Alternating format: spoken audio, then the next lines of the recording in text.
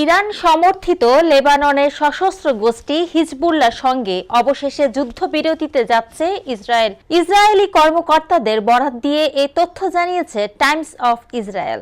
প্রতিবেদনে বলা হয়েছে, হিজবুল্লাহর সঙ্গে ৬০ দিনের যুদ্ধবিরতির অনুমোদন দিতে মঙ্গলবার সন্ধ্যায় তেল আবিবে উচ্চ পর্যায়ের নিরাপত্তা মন্ত্রিসভার বৈঠক ডেকেছেন ইসরায়েলি প্রধানমন্ত্রী বেনিয়ামিন নেতানিয়াহু। তবে যুদ্ধবিরতি হলেও হিজবুল্লাহর বিরুদ্ধে কার্যক্রম অব্যাহত রাখার অঙ্গীকার করেছেন ইসরায়েলের কর্মকর্তারা। তারা বলছেন, ইসরায়েল হিজবুল্লাহর সঙ্গে শত্রুতা বন্ধ মেনে নিচ্ছে, কিন্তু যুদ্ধ নয়। কর্মকর্তারা আরও বলেন, আমরা জানি না এ যুদ্ধবিরতি কতদিন টিকবে। এটা ১ মাস বা ১ বছর টিকতে পারে। এদিকে লেবানিজ সূত্র বার্তা সংস্থা রয়টার্সকে সোমবার বলেছে, মার্কিন প্রেসিডেন্ট জো বাইডেন এবং ফরাসি প্রেসিডেন্ট ইমানুয়েল ম্যাক্রো শিগগিরই যুদ্ধবিরতি ঘোষণা করবেন বলে আশা করা যাচ্ছে। হোয়াইট হাউসের জাতীয় নিরাপত্তা বিষয়ক মুখপাত্র জন কার্বি বলেছেন,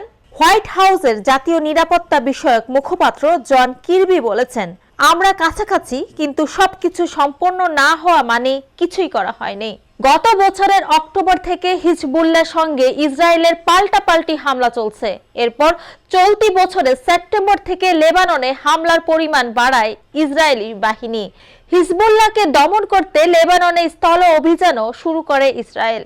জাতিসংঘে ইসরায়েলি রাষ্ট্রদূত ড্যানি ড্যানন বলেন, যে কোনো চুক্তির অধীনে ইসরায়েল দক্ষিণ লেবাননে হামলা চালু রাখার সক্ষমতা বজায় রাখবে। এর আগে লেবাননের পক্ষ থেকে খসড়া চুক্তির এমন শব্দ বন্ধ নিয়ে আপত্তি জানানো হয়েছিল, যেটা ইসরায়েলকে এমন অধিকার দেবে।